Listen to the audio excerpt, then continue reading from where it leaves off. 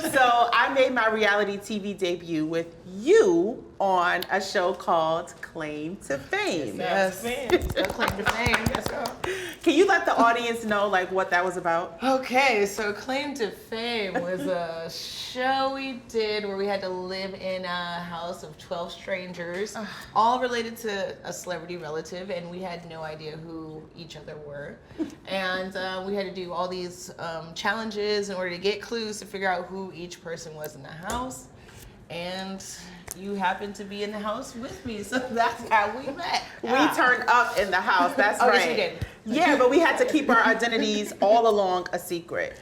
But it got a little shady in there. Yeah, if I remember correctly, you, sister, had a hand on how I got kicked off the show. I didn't like that. I did a little bit. I did put some things together. Yeah. So how do you remember it going down? Oh my God. So I remember everyone was going crazy, and I was trying to save Luis.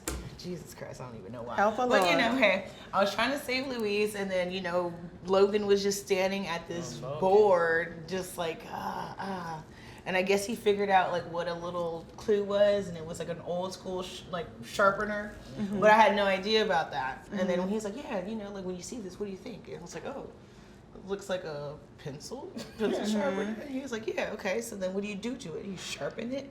Then he said praying hands. So then I was like, oh, Reverend, I'll sharpen it. And then because I was so excited, I blurted it out. And then, took it away.